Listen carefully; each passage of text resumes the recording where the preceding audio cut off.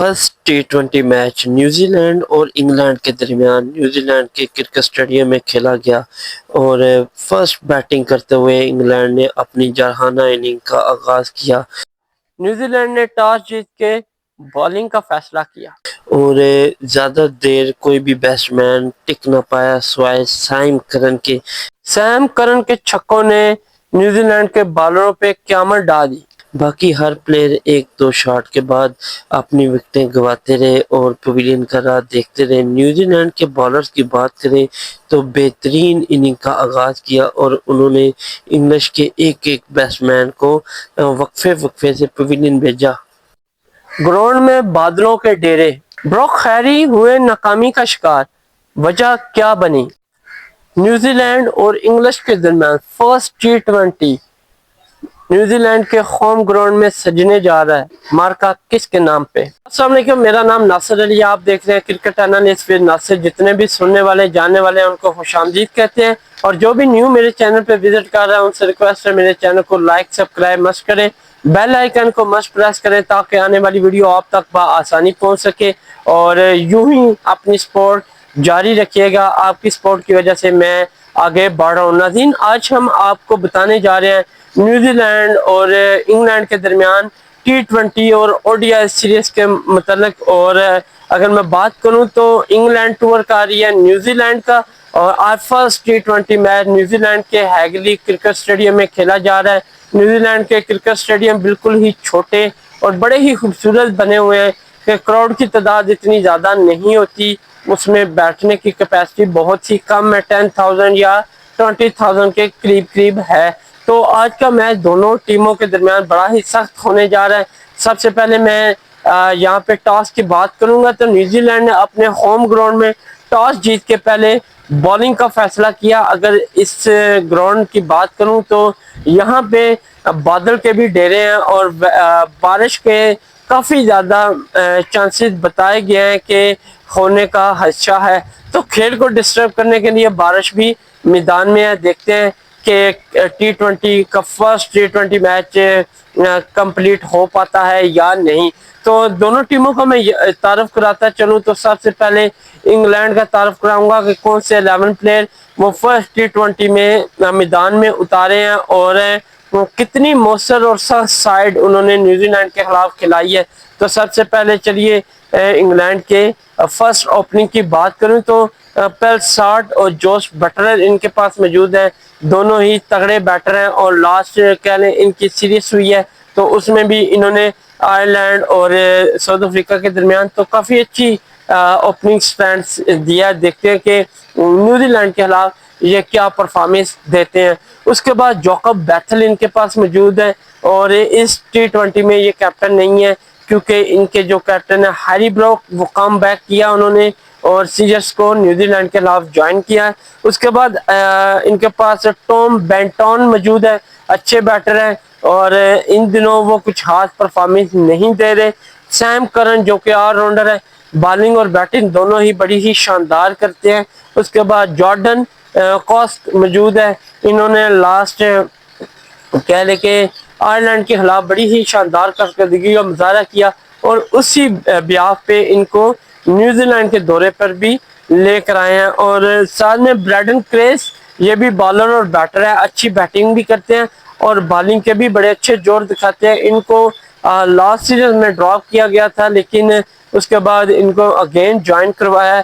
ساتھ میں بالنگ کی بات کریں تو لیم ڈاوسن موجود ہے، عادل رشید ان کا ساتھ دیں گے، لیگ سپنر ہیں اور اچھی بالنگ کرتے ہیں خاص طور پہ ٹی 20 میں۔ اس کے بعد لک وڈ ان کے پاس موجود ہے، اسٹل کنٹینیو ہے لیکن یہ اس طرح کی پرفارمنس نہیں دے رہے۔ دیکھتے ہیں کہ نیوزی لینڈ کے دورے پہ یہ کیا کارکردگی کا مظاہرہ کرتے ہیں۔ یہاں پہ اگر بیٹنگ کی انگلینڈ کی بات کروں تو ان کے پاس جوش بٹلر جو کہ اچھی اور لانگ ہٹنگ کرنے والے موجود ہے۔ پینسالٹ کی بات کروں تو 141 رن ایک بار بنائے، 29 رن اس کے بعد 50، اور کافی اچھی یہ فارم میں جا رہے ہیں۔ ہیری بروک کی یہاں پہ اگر نظر دوڑائیں اننگ کی تو ہیری بروک تھوڑے سے ویک ہیں، اصل میں ان کی لگتا ہے کیپٹنی کا زور ہے، اور جس کی وجہ سے وہ بیٹنگ پہ کچھ خاص توجہ نہیں دے رہے، ان کو دینی چاہیے۔ اور نہ صرف کیپٹنی بلکہ بیٹنگ پہ بھی ان کو پورا ساتھ دینا چاہیے اپنی ٹیم کا. جب قیادت ہی لوز ہو تو پھر ان کے باقی کھلاڑی فائٹ نہیں کر سکتے.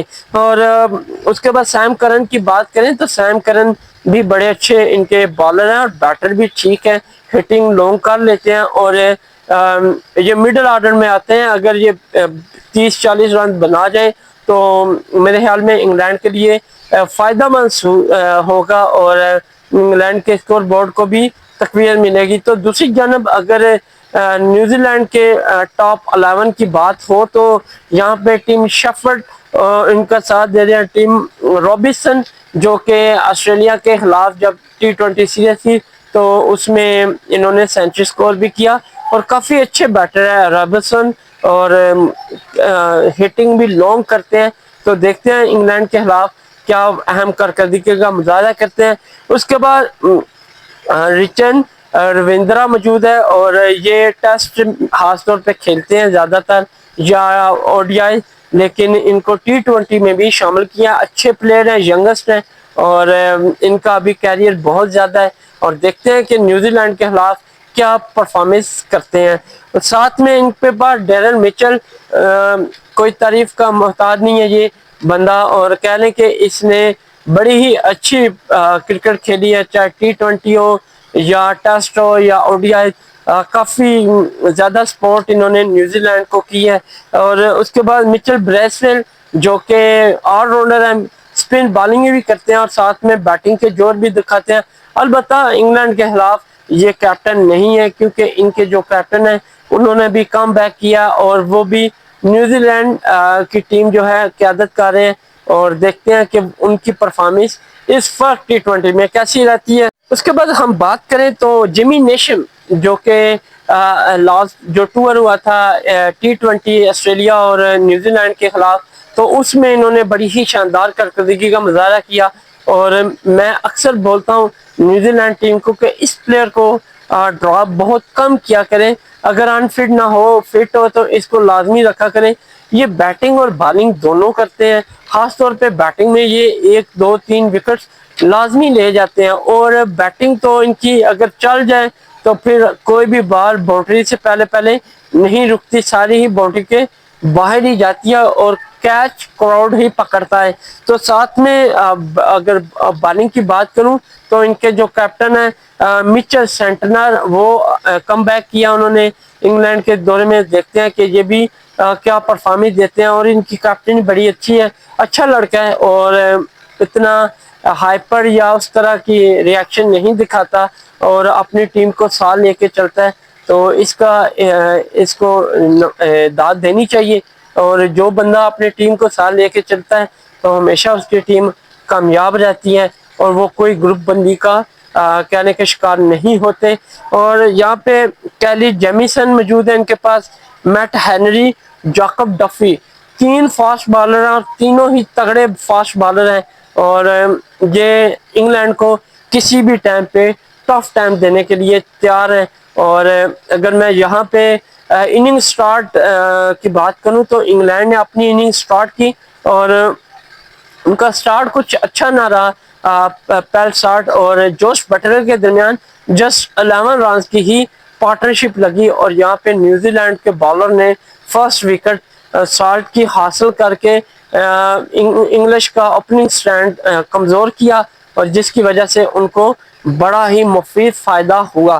اگر میں بات کروں سالٹ تو 3 رنز انہوں نے بنائے, 11 پہ پہلی وکٹ گری اور جاکب ڈفی نے ان کو آؤٹ کیا. اس کے بعد جوش بٹلر جاکب بیتھل کے درمیان پارٹنرشپ کا آغاز ہوا, لیکن یہ بھی جسٹ 11 رنز کی ہی پارٹنرشپ رہ سکی, اور یہاں پہ 29 پہ سیکنڈ کھلاڑی پویلین گیا اور یہ میٹ ہینری کا شکار ہوئے. اگر میں جاکب بیتھل کی بات کروں تو انہوں نے بھی 15 رنز بنائے اور کچھ خاص پرفارمنس نہیں دی. اور دیگر کھلاڑیوں کی اگر بات کروں تو انگلینڈ کافی دباؤ میں رہا اور ایک کے بعد ایک اپنی وکٹ گواتا گیا, اور یوں نیوزی لینڈ کے بالروں نے ارلی بریک تھرو حاصل کر کے انگلش ٹیم کو ایک پریشرائز کیا, نہ صرف بلکہ رنز بھی کنٹرول کیے. یہاں پہ اس کے بعد ہیری بروک آئے اور اپنے وکٹ کیپر ہیں جو جوش بٹلر، ان کے درمیان پارٹنرشپ لگائی اور ان دونوں کے درمیان میکسیمم 35 رن کی پارٹنرشپ ہوئی۔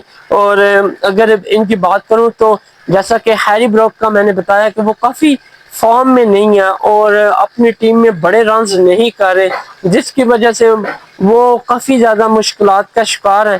اگر ان کی بات کروں تو اس اننگ میں بھی انہوں نے 20 رنز ہی بنائے اور یہ جیمی نیشم کا شکار ہوئے، تو انگلش کی 3 وکٹ جسٹ 64 رنز پہ پویلین گئی۔ اس کے بعد ٹام بینٹون آئے اور ان جوش بٹلر ہمیشہ ایک لانگ ہٹر اور تیز کھیلنے والا پلیئر ہے، لیکن جب ان کی بیک ٹو بیک وکٹیں گری تھی جس کی وجہ سے وہ بھی کافی مشکلات کا شکار ہوئے اور اتنی لانگ ہٹ نہیں لگا رہے تھے۔ وہ کوشش کر رہے تھے کہ اپنی وکٹ کو روک کے رکھیں، لیکن ان کا جو ساتھ دینے والے دیگر کھلاڑی ہیں وہ کچھ ہاتھ پرفارمنس نہیں دے سکے۔ اور اگر ٹام بینٹون کی بات کروں تو یہ بھی جسٹ 9 رنز بنائے، مچل سینٹنر کا یہ شکار ہوئے اور ارلی پویلین گئے۔ جو 4 کھلاڑی 75 رنز پہ پویلین گئے۔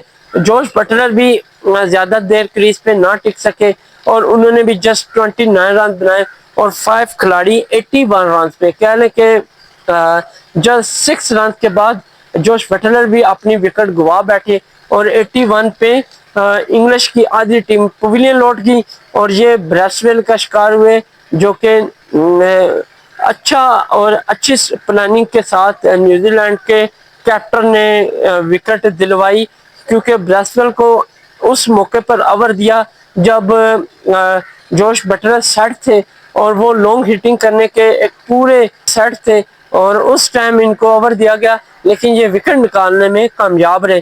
اور اس کے بعد اگر میں بات کروں سیم کرن کی تو سیم کرن اور جارڈن کاک کے درمیان پارٹنرشپ کا آغاز ہوا۔ یہاں پہ سیم کرن نے باقی دیگر کھلاڑیوں کہنے کے کی ذمہ داری بھی اس نے اپنے کندھے پہ اٹھائی اور نہ صرف ذمہ داری بلکہ رنز کی ذمہ داری بھی اس نے اپنے کندھے پہ اٹھائی اور بڑے ہی جوشیلا طریقے سے نہ صرف 4 بلکہ 6 بھی لگائے اور نیوزی لینڈ کے بالر کو کافی زیادہ ڈیمیج کیا۔